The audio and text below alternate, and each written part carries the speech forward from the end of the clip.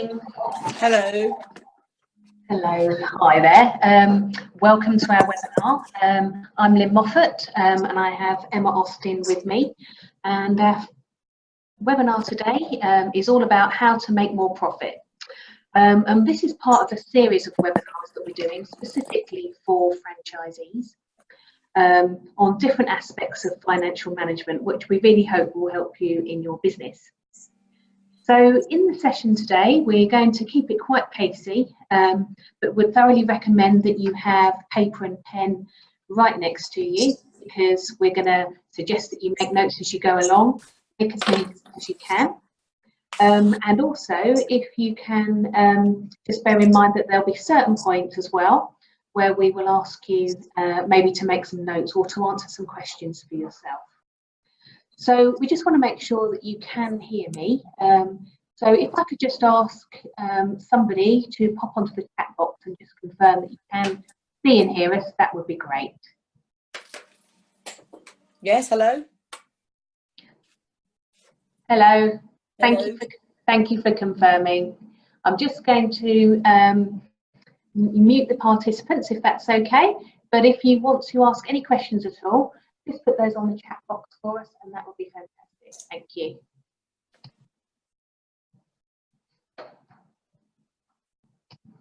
Okay. So just to introduce ourselves, I'm Lynn Moffat. I used to be part of a bookkeeping franchise, and I'm now an independent business owner of a bookkeeping practice. So I've had the experience of working on both sides of things, both as a franchisee, but also as a business owner supporting franchisees with their bookkeeping services. I'll just let Emma introduce herself to you. Would you like to introduce yourself, Emma? Okay.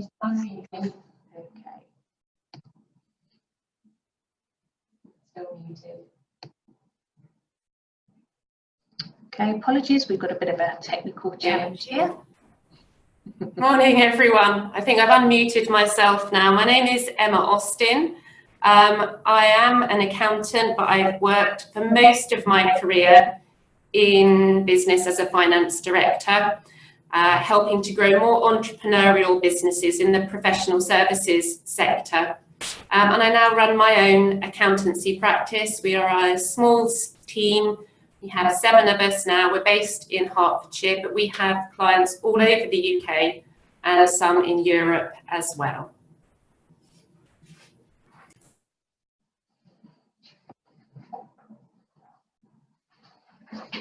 Then I need you to mute.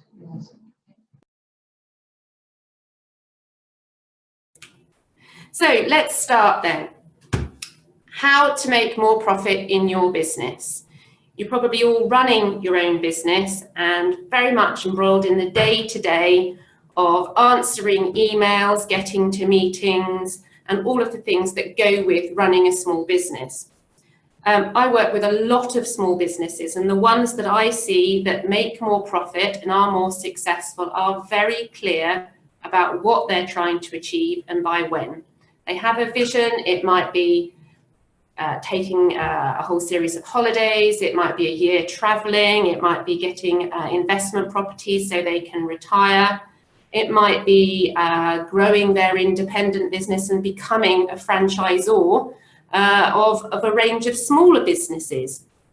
But they are clear about the vision, and they have some really clear goals, what they need to do to achieve that vision, which may be in, say, 5 or 10 years' time. They know what they need to do this year. And that is what's key. They have the vision for the future, the long term, and they have specific goals for this year. They know that if they want to be making an income of, say, 150,000 a year in 5 years' time, that this year's income needs to be at a certain level. It's a very simple and clear goal. Now, as to whether or not you really need a budget, I would say that the most important thing is to be clear about what profit is. A lot of small business owners, and I would say me very much included in that, tend to get focused on the sales value, the sales that they're delivering rather than the profit. And the profit is sadly what is left after you've paid everybody, including paying your accountant at the end of the year, and including paying all your taxes. And the thing that business owners will tend to do without a budget is focus on that top line of the revenue and not worry enough about the bottom line. And in fact, what I see time and time again is business owners who are over optimistic about their sales. It's always in the pipeline. It's always just about to get better. And I would very much include myself in that category, and business owners who tend to underestimate the costs. So a budget is really valuable for helping you to be realistic about what it is you're actually doing and stopping you going off with the fairies and focusing just on that top line and doing all those sales and not worrying about the profit, because ultimately it is the profit that translates into cash that can afford to pay you. It is that cash which will be your reward on your investment of all of your time. So have goals and have a budget, but actually, if all you do, spend a huge amount of time and effort, write a budget and then put it in the drawer or file it somewhere in the deepest recesses of your server, that is no use to anyone. You really do need to just have simple goals, a simple budget, and keep referring back to it. A lot of the smaller business owners we work with use a package called Xero, their bookkeeping. There are lots of others like QuickBooks and Cashflow and Sage. If you have a simple budget and you can key it in to your bookkeeping, you can keep a check on how you're doing, because it's actually those small changes that will amount to a big difference. So if you check your management accounts, your bookkeeping once a month and see, okay, if for the year, this is what I'm trying to achieve. So a 12th of the way through the year, the end of the first month, this is what I need to achieve. And have I done it? It actually helps you to achieve your plan. And an example that someone else has used on me for this is just to answer the question, would you rather have £1 million today or a penny that doubled in value every day for a month? Now, just have a think, which would you rather have? And it's hard to believe, but it's the penny that is actually going to be worth more after your month. And so having a budget and goals enables you to realize those incremental changes that will eventually help you to achieve your goals. So right now, just while we're on this webinar, please would you grab your pen and your paper, and even if you think this is never going to happen, just write down 2 goals that you think you're going to need to achieve this year to achieve your vision, and 2 ways that you can use of keeping on track, be it sticking those targets on the fridge, putting a wall chart up in the office, putting your budget onto Xero. Quickly, let's write a couple of goals and a couple of ways of staying on track, and then we will move on.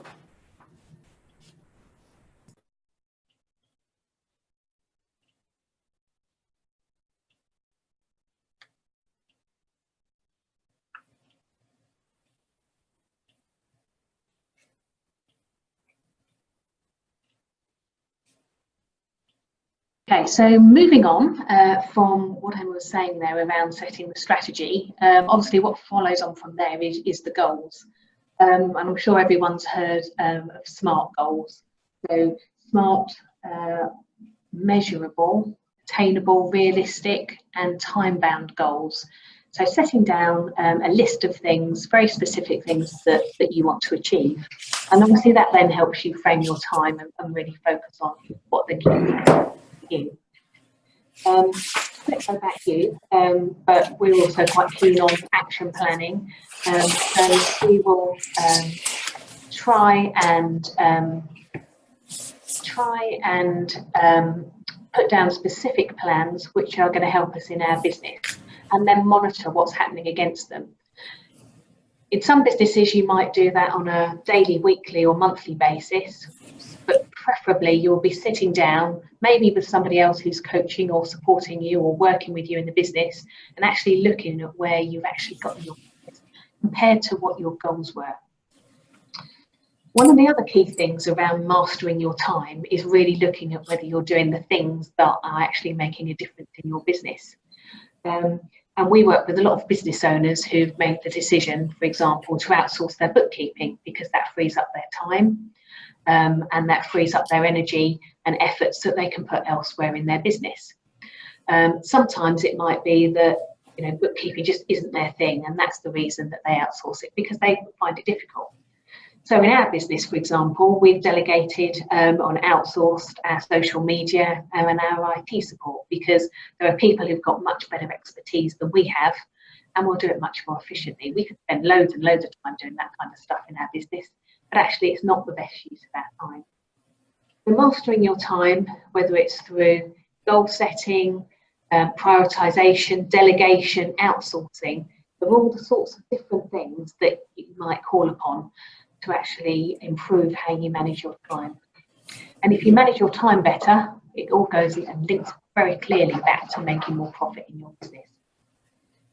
So again, before we move on to the next one, there may be something there that's just sparked a thought in your mind about, oh, actually there is something that I need to look at there, something that I could do differently. So I'm just going to Good morning, children's Mother Yoga. I think we might have one of the parts. I'm good, how are you?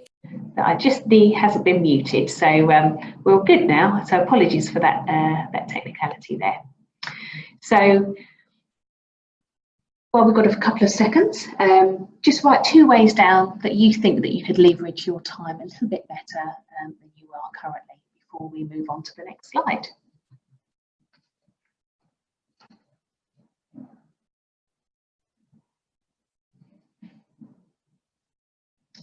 Okay, well, I hope you managed to get some scribbled notes down there. I know we're going through this at quite a decent pace, but if you can write some notes down now, then hopefully you'll be able to flesh them out a little bit more later on. So moving on to the third element, which is crucial to the level of profit that you make in your business, which is how you work with other people. Now, that might be people that you work with perhaps within the franchise. It could be other business associates who support you in your business, or it may be your own staff and team. So what's really important is that you've got all these people kind of aligned to your business and what it is that you're trying to achieve. So having set your strategy and having set your goals, you then need the people around you which are then going to support you to deliver those goals and to deliver that strategy and make more profit. So if we're talking about within your team, for example, it's really important that your team have a clear role description, so they know exactly what it is that they're doing. They have that clear from day one, and that's something that you're continually talking to them about and evolving as people's roles change. And alongside that, having specific targets about what you want them to achieve. Now, you may do that through weekly, monthly, quarterly, or 6-month reviews. It's about what's right for your business, but we'd definitely recommend that you have a structure for that, so that you are setting goals for those members of the team, and you are then reviewing, discussing, and monitoring the progress. Because as every member of those teams achieve their goals, that will help you achieve the overall goals of the business. Bringing into this your culture and values as an organisation is also really important. And I'm sure you will have an idea about what you want your business to stand for. You know, what are your ethics? What are the things that you believe in? And that might be things around how you work as a business, how you support your customers, how you treat your staff. And it's all good practice as well to involve your staff, if you have them, in those discussions, so that you formulate and create that culture and ethos together. And that way people obviously buy in more. So if you're in a franchise, you're very lucky that there will be other franchisees out there trying to do exactly what you're trying to do. And you may well, through your franchise, have development days or forums, or you may just want to meet up with other franchisees to find out how people are progressing, what they're doing that's working really well for them that you can learn from as well. and also from your franchise head office. Again, there may well be different types of support available to help you in your business. The great benefit of being in a franchise, which I obviously remember from myself, was that other people have already been there and done it. So you can really learn and gain from lots of expertise there. So really on this area, it's just about thinking about who have you got around you that can help and support you in your business, and drawing on them for their expertise and help. And as I say, with people in your team, aligning them so that they understand exactly what it is that you're trying to achieve, and then they can help you get there. So just a couple of questions for you to ask yourself, and maybe write a few notes. First one, do your staff or team or colleagues know what your targets, goals and values are? If they do, fantastic. Perhaps there's a question there about whether those are being reinforced sufficiently or whether they're things you're always talking about. If not, then I guess there's room for thought about how you can engage them on that. So I'm going to pause here, and we're going to move on to the next slide. But if you want to make any notes as you go about anything maybe there that's resonated with you, that you may want to do differently to make sure that you've got the right people around you. Okay, so we're going to move on to the next slide.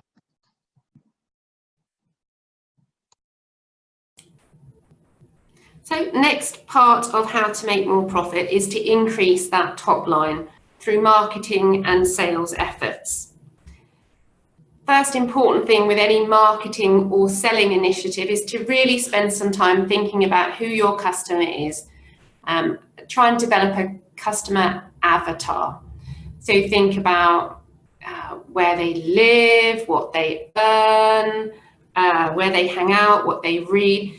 Actually spend some time, do some brainstorming. If you have a team, it could be a good team activity.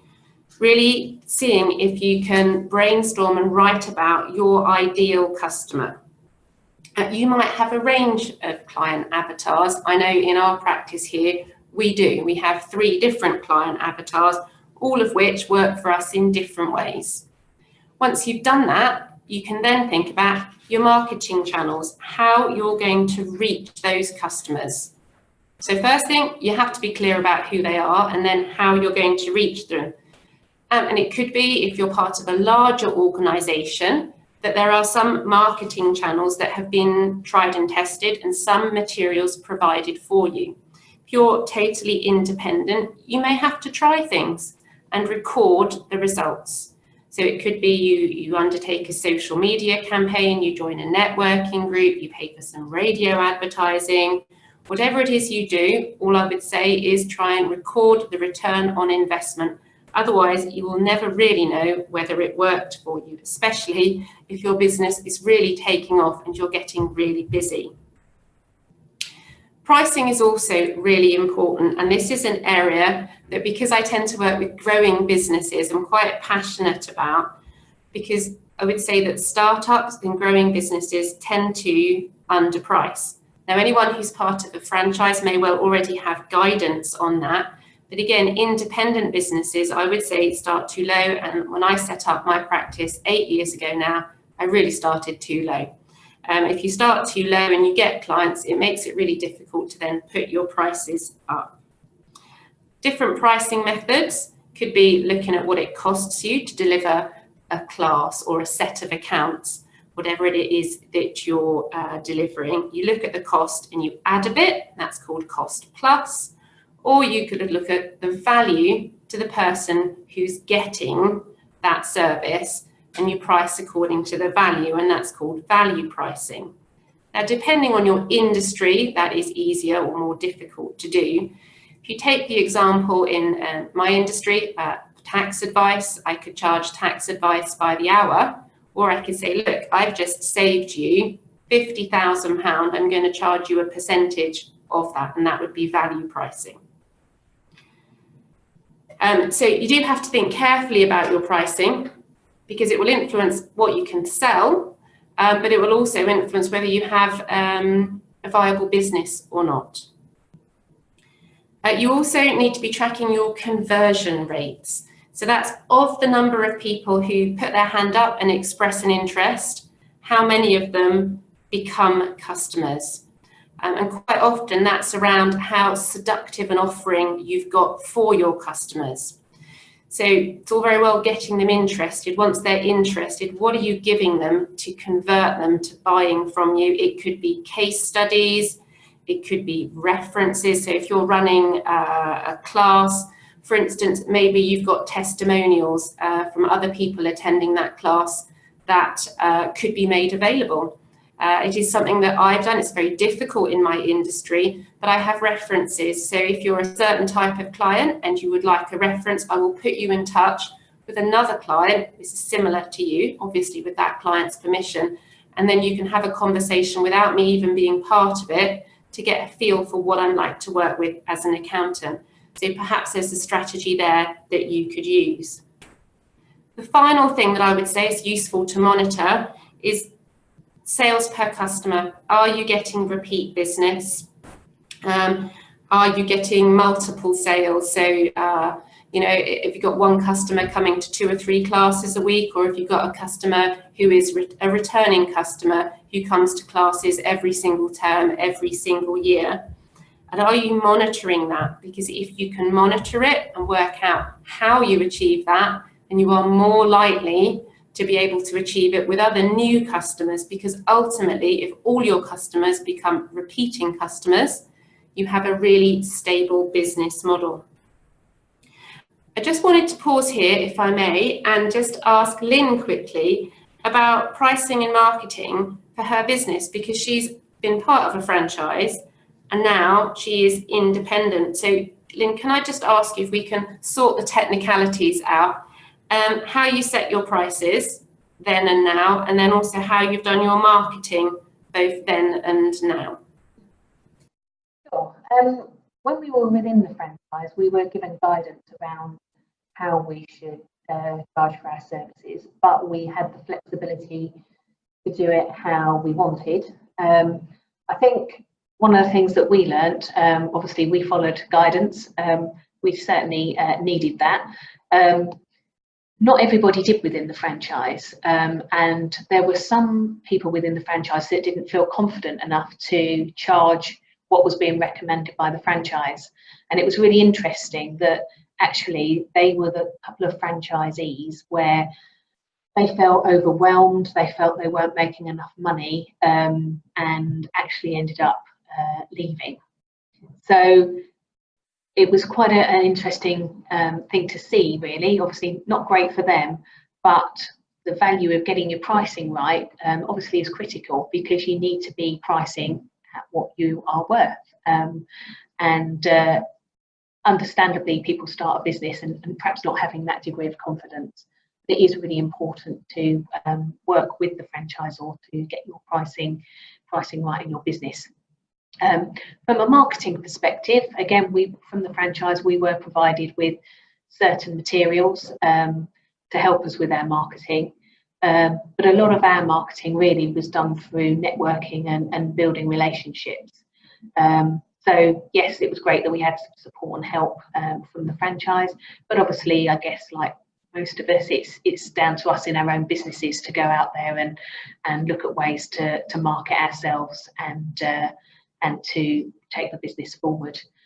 Within a franchise context, we would need to, if we wanted to do something outside the usual marketing remits, quite rightly, we would check back with the franchise as the owner of the brand before we did anything further.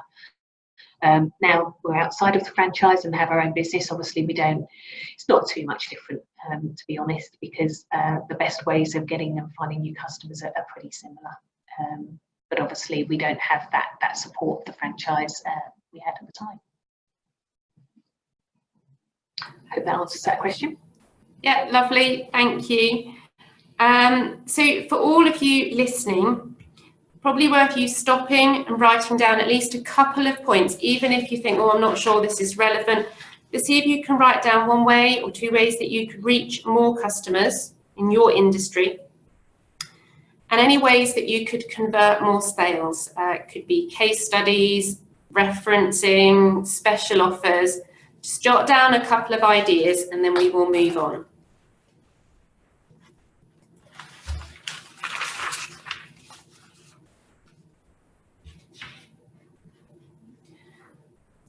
So we're going to talk now about improving your margin.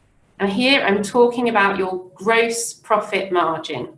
So we're getting a little bit technical, a little bit into accounts. And we need just to be clear, what is your gross margin? The gross profit margin is what you make on each item that you deliver. So it could be, if you're running classes, it's all of your takings from the class, take away the cost of the venue or any instructor you had to pay. That would be the gross margin for a class. You then have all your overheads in the business, which might include social media, it might include accounting, but the gross margin would be what you actually make in a class. And I would say that in terms of running a successful business, it's the most important thing. Because if you've got a really healthy gross margin and you're in a good sector, which is delivering a good gross margin, you have to worry a lot less about the overheads. Where I see small businesses fail is they focus a lot on the overheads. They think about them a lot. They were trying to build that infrastructure at the back end of the business, which is important. Don't get me wrong, we have to think about that as well. But we have to make sure we are making enough at the top end on every item that you deliver, be it a class, a set of accounts, an hour of bookkeeping, a widget, whatever it is you're doing, you have to know what you make on each item that you deliver. And then it's relatively easy to work out how many classes, widgets, or sets of accounts you need to deliver in a year to cover your overheads and make a profit. So in order to improve your gross margin, it's probably not a shock to hear that you can increase your pricing or reduce your direct costs. So if you charge a bit more for a class or a set of accounts, you're probably going to make a better gross margin. Similarly, if you can reduce the cost per unit of delivery by getting more people in a class for the same cost, or for me, for delivering a set of accounts, perhaps reducing the staff level and the salary in order to deliver that set of accounts, or perhaps it's by being a little bit clever and seeing if you can reach your target market or source supplies in a different way. So some accountants, not us, but another organisation I do know, they're using accountants in Sri Lanka to deliver accounts. So they're using a very cheap supply. If you're delivering, say, a language class, rather than physically going into a room and hiring a room and a teacher, you could say run webinars that you charge for, or develop an app so that you're making a little bit on each unit of delivery without incurring more cost. So probably worth just jotting down any ideas that you've got on how you might either increase your pricing or reduce your cost per unit delivery in the area that you're working in.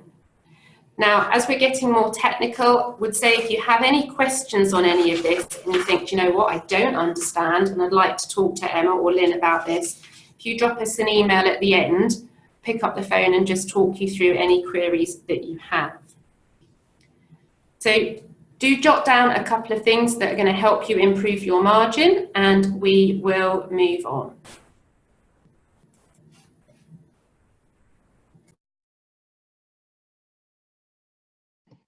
Okay, so along with that, again, it won't surprise you to know that if you can reduce your overhead costs, again, that's going to impact very positively on your profit. So assuming you've got good financial management and bookkeeping practices in place, you'll be able to have some nice information in front of you each month, which is going to show you exactly what you're spending line by line.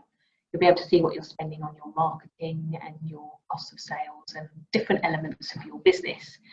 So it's a great opportunity to have a look, see what you're spending, and to question that in your mind. You know, do you need to be spending that? Could you be doing it differently? Are there other ways to achieve the same thing? The issue around cost and value is an interesting one. So obviously it's good practice to keep reviewing your overheads, searching around, shopping around for different suppliers to make sure that you are getting value for money. Now, during that process, you may well be able to save some of the cost by moving and changing some of your supply. But sometimes you'll find that they're fairly standard costs and you may not be able to make too much of an impact. But I guess what you can do is still look at that area and see whether you can get more value from that. So for an example, I'm sure Emma won't mind me saying that for accounting, prices can be very similar across accountants, but what you actually get is a very different across different accountancy practices. So I know, for example, with enterprise that you have the benefit of really getting added value, support and advice, and a proactive approach and regular meetings. That isn't the case with all accounting practices, or perhaps online accounting services which are now available. So it's a case of weighing up what's important to you. Cost, of course, is important. I'm encouraging you to reduce your overheads, but you need to make sure that you are getting value for actually what you're paying out for. Otherwise, you'll end up paying further for it down the line. One other thing just to mention as well is around systemising your business. So we often see businesses maybe that when we go to look at their bookkeeping, they're actually doing things the hard way. So perhaps they're using an old system, perhaps there's loads of duplication, and they're putting invoices on in 3 different systems, and they really don't need to be doing that. So again, something worth looking at what systems you're using, what processes, staff that you're using with those areas in your overhead, and thinking about whether you can be doing some things quite differently. In terms of managing your costs, if you're part of a franchise, you may well have the benefit of access to preferred suppliers. So preferred suppliers who are providing services to lots of franchisees. So know your business really well, and because of that preferred supplier arrangement, that there may be it may be a more cost-effective route for you as well. So certainly worth talking to your franchise about that and whether they have any such arrangements that can help you minimise your costs. And just to give you an example, that's something very much that Enterprise, Emma and myself do with franchises to help them support their franchisees running their business finances. So hopefully there's a couple of ideas there of things that maybe you could look at for reducing your overhead costs. So again, we'll just pause very quickly there for you just to make a few notes on any specific actions. That's just one thing that you think that you could do to try and review or reduce your overhead costs before we move on.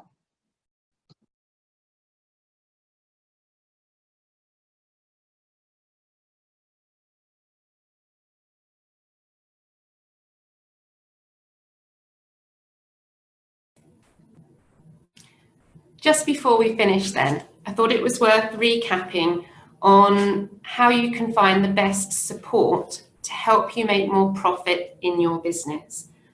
Because as a business owner, there are lots of different sources of support.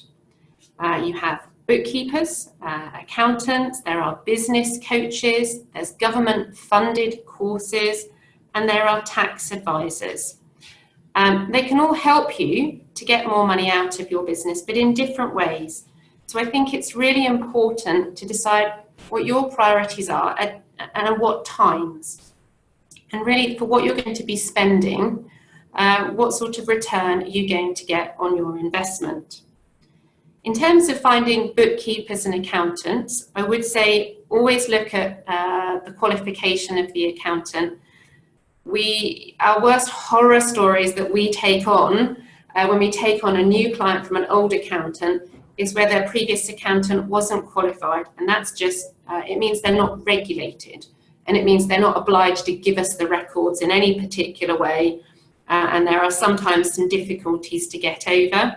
So in terms of professionals, typically you end up choosing them because your neighbour, your friend, your auntie uses that professional. but always do a little bit of due diligence yourself. Think about what's important to you. So in smaller accountancy firms, insurance brokers, whatever the professional service is, you tend to get more of a personal relationship. But you may have access to a smaller pool of relevant expertise. So I think it's what you weigh up when you appoint a professional. If you are in a franchise, you've got other franchisees you can talk to. I would definitely talk to other people in the same industry as you and see what's working for them, and get some free quotes. So for accountants, we are not unusual. We will give you a free meeting. You can meet the team. You can see where we are. Go and meet 3 different accountants. Get 3 really different quotes and see what's going to work for you. Because I don't know about you, but until I set up this business, I'd never appointed an accountant in my life. And I remember when my first child went to school, we went and looked around schools, and I didn't know what I was looking at. So if you're appointing an accountant or a bookkeeper, go and meet 1 or 2. And you never know, you might get some really good free advice as well. I also just wanted to touch very quickly, I mentioned business coaching. So just touch back on that. I've tried some business coaching myself and found it a very interesting way of moving my business forward. You don't have to appoint a coach. You might just go on an online course with a coach relatively inexpensively. I wanted to ask Lynn very quickly, if I may, because Lynn has used a business coach, just on the difference that it made to her business, just to give you guys a bit of an idea on a different sort of support that might be available for you as a business owner. Sure. I think when we originally started out with our business within the franchise, our first objective really was to get a client. That was our main objective. We hadn't really done a lot of planning beyond that. We were just all excited and wanted to get started. So it was a bit further down the line before we actually got a bit more planned and a bit more strategic with things. And we did use a coach. In actual fact, we used a couple of coaches. One that helped an awful lot with sales. And then more recently, over the last 18 months, we've worked with a coach who has really helped us with our planning, and just having somebody there that every couple of weeks we're going to speak to, who's going to hold us to account, help us keep on the track that we set out for ourselves, has been massively beneficial for us. And I think if I look at what that's cost us, we have more than made our money back on the investment that we made in business coaching. You know, it really has made quite a big difference to our business. So if you get the right business coach for you and you're willing to work in that way, then certainly yes, I can recommend them.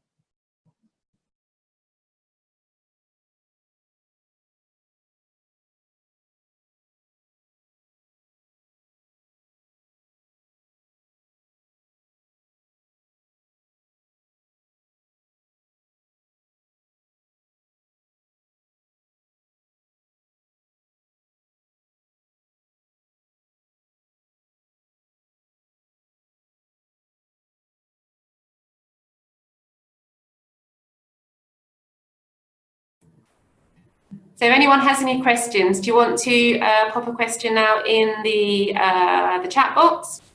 Otherwise, if you have any questions, please feel free to get in touch after the end of today's webinar.